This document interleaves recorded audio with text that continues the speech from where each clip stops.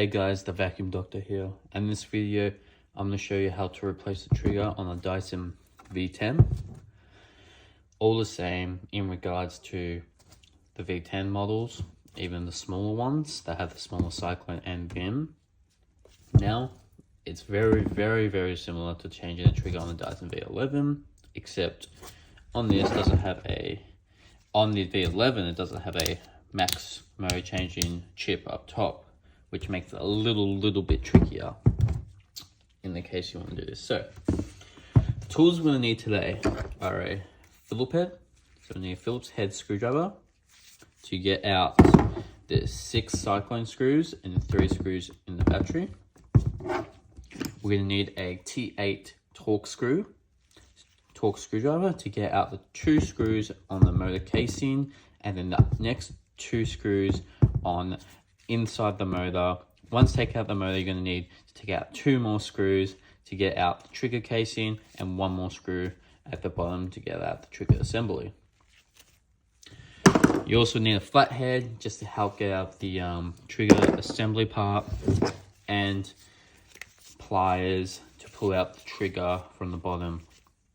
Now, I do recommend getting grip pliers, ones that got the grips on them, just in case if you blunt the screws inside the motor, where we're going to get those out.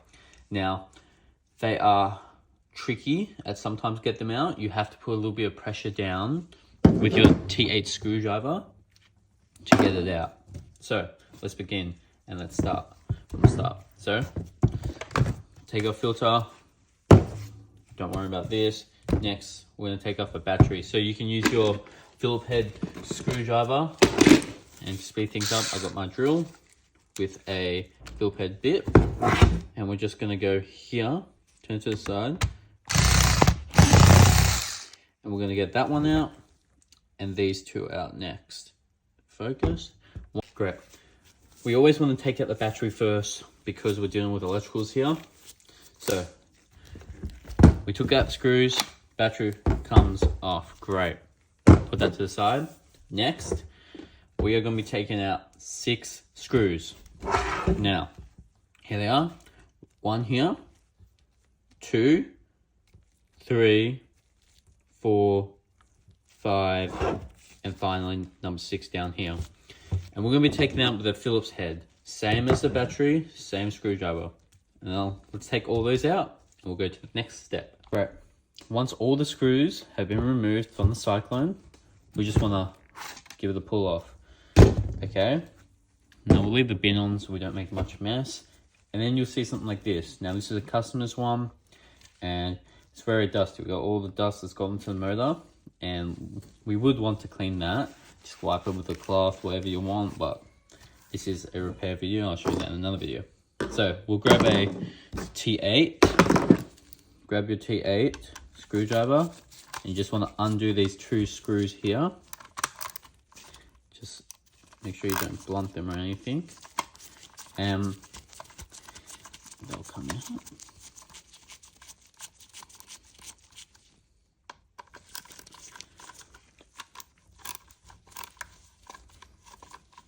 Be gentle with everything, except for the next screws. We want to put a little bit of pressure on those. Alright, so remove those, put them in a location where you won't forget them. Just make sure you put them in order, or you're just going to have to watch the reassembly. Next, we want to grab our flathead screwdriver. We want to pry open this.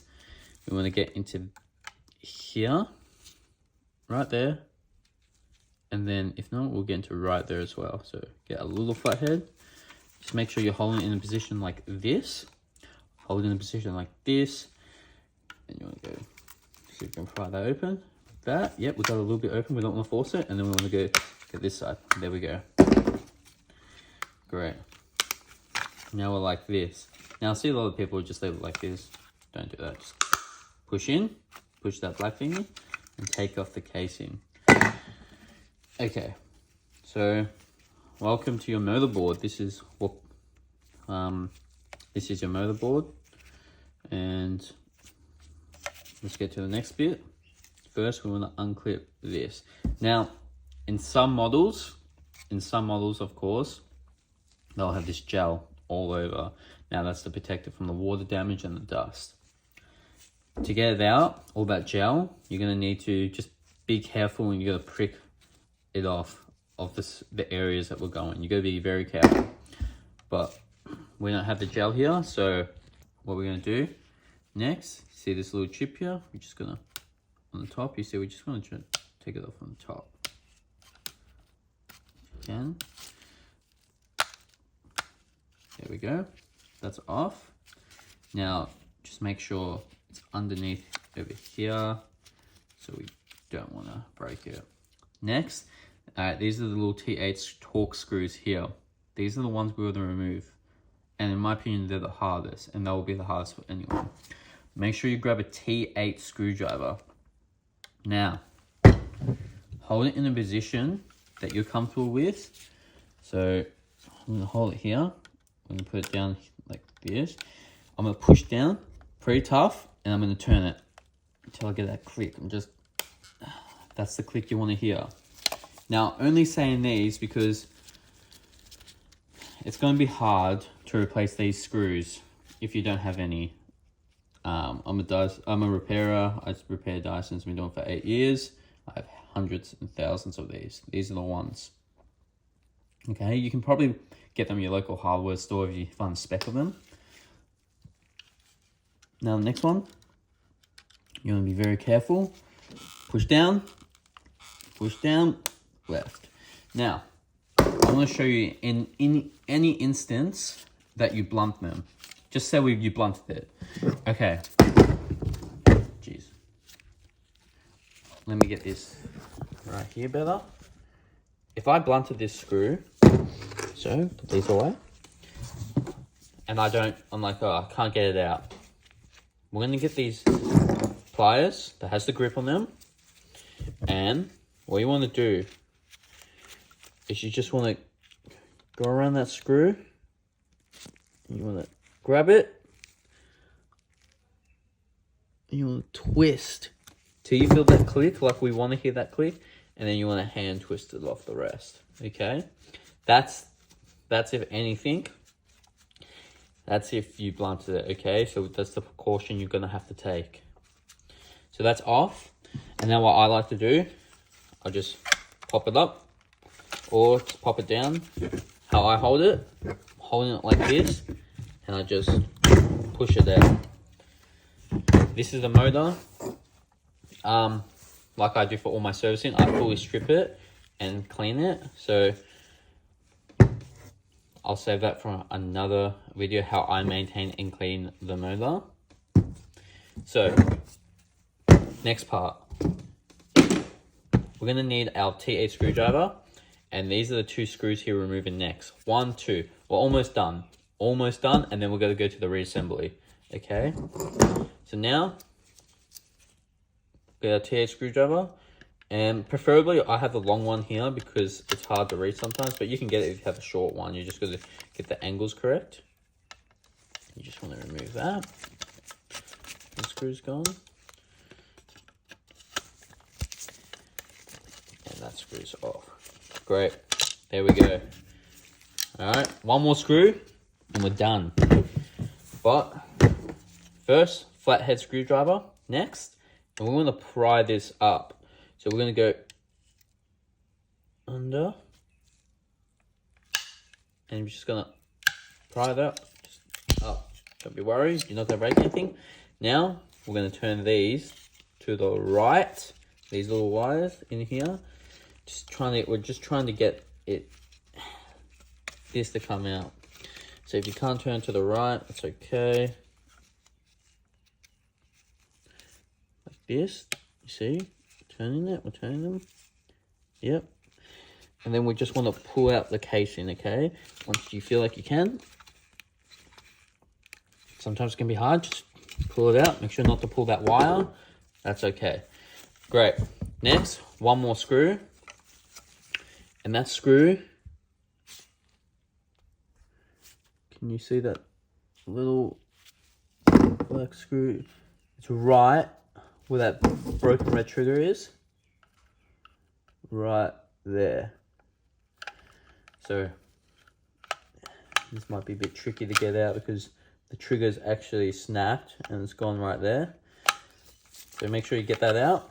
Try and get that black screw out, okay? I'm gonna try and go a little closer and I won't be able to get it on camera. So next step. Okay, that's been unscrewed, and that screw, it'll come right out. Sometimes it won't. So the only reason sometimes it won't come out is that because it's actually holding in the broken screw holder. Now, if this screw holder up here is broken, we are gonna need to replace this whole entire handle right here. There's no way of fixing it, okay? So, next step, grab your pliers. You wanna grab one of these. You wanna just pull, okay? Got it. There you go. Triggers come out.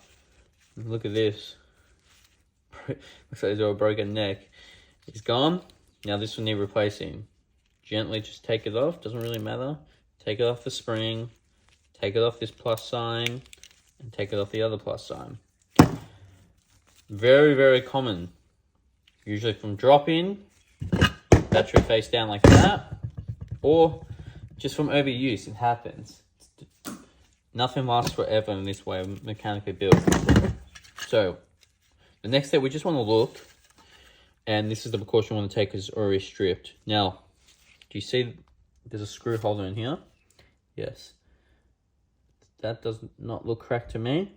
If yours is cracked, it should be okay still. If it's fully broken off, you're going to need a replacement one. I'm about to have a website soon selling all genuine Dyson parts, selling triggers, selling screws, selling vacuums, all genuine, selling high quality filters as well. Just really good quality items, fairly priced. And yeah, so this is how to take apart the trigger. Now I'll show you how to put it back on, and we'll go from there. Great. So now we're going to show you how to put back the trigger. Well, when you replace it, like this, you want to put this side on the plus, and the other side on the plus too, and then you just want to grab the spring, and you just want to put it on top, like that. Very simple. There you go. That's done. Okay, now we're going to reassemble it. Grab your screw that goes into here. Just put it in there so it makes your life easier, okay? Just screw it one time. There. And now our goal is to put it in. Okay? A little bit tricky, but we want to put it in like this. And we're going to go in till we see up here. So until we see it coming out, and you just have to keep trying to fix it up, just trying to get the red spring out first. So the wire, we want to get up there first. Yeah. And then, so the wire's in. So sometimes you can just put your finger in here and poke to push out those little connectors. You can even use a screwdriver, and I'll just grab them like this just to speed it up some days. And there we go. The other one. And there you go. Make sure you pull it up as much as you can. Don't pull from the wire, pull from the connectors. Go under. And what you want to do now is just tighten the screw here. Tighten until it grabs. You do not want to break the screw holder, okay? Tighten until it grabs, till it stops grabbing, okay? Okay, that's pretty tight. And now, what you can do is put your finger in here for the red spring. Does that seem like it's enough? I feel like it can go up probably a bit more, so a little bit more tightening. Like I said, until it stops.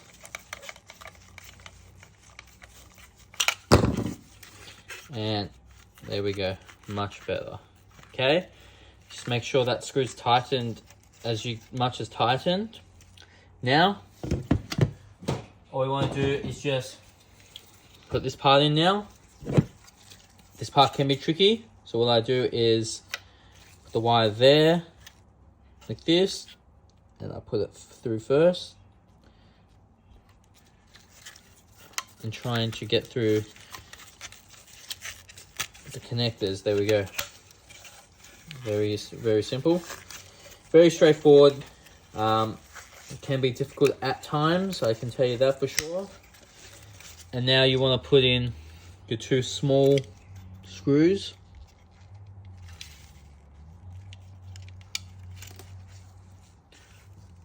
Put them in real quick. Okay, and just give them tightening.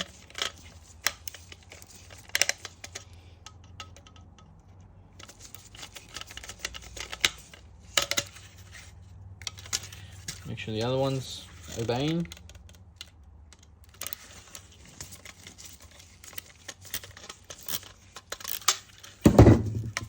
Okay, that's in. Next, we just want to put in the motor. Now, this is different to a V11 because it's got the top, the max mode button. So you want to try and aim to put the wire in here first. And once the wire's in, you want to look at top and you want to put that through. Okay, so they're out both sides. Now the goal is to get these just like so.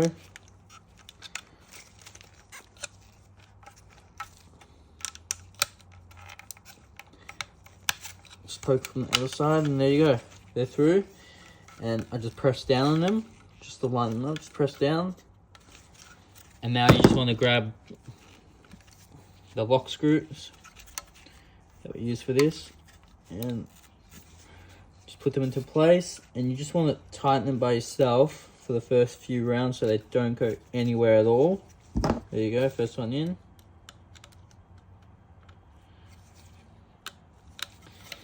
Now make sure you do not, and I repeat, do not screw these in right next to each other, close in together, and then turn on the vacuum. It will cause a massive spark. Okay, I've seen a lot of people do it, and I've seen a lot of screw ups. Don't screw up your Dyson. Same for this. I'm gonna screw it in, and then if you have another screwdriver, you just want to kind of just see what I'm doing. Push it, and then we want to tighten that.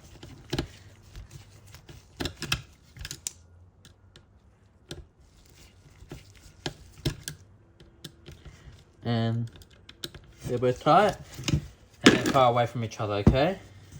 Next, under here, and we just want to put it back in there where the chip belongs. Do not be rough with this. You only have one chance at it, please. It's pretty difficult with gloves, I will tell you that.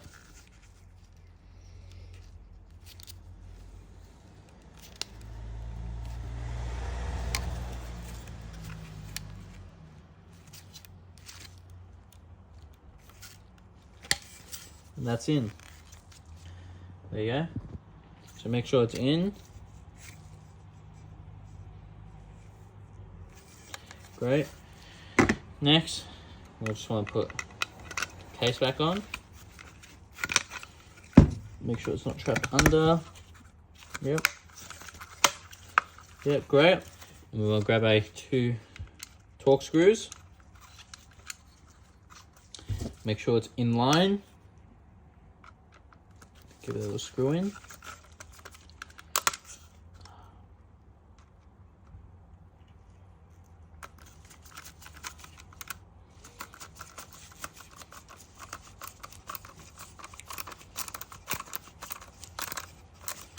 Same with the other side.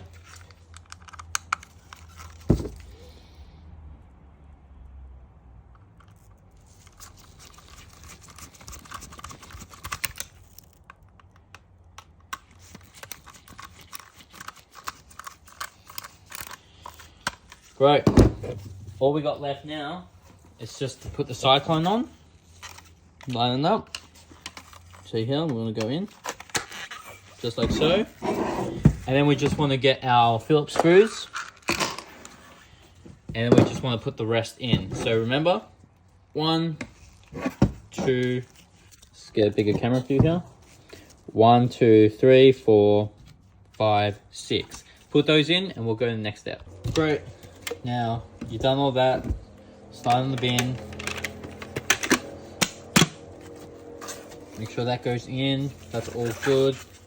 Test it. Make sure it closes all right. Okay, good. Now, we just want to put the battery on. 3 screws like usual. Just give it a clean.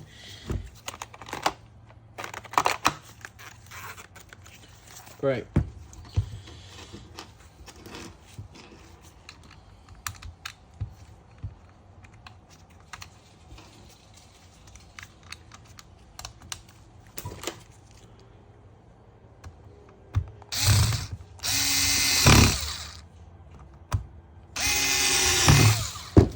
One more here.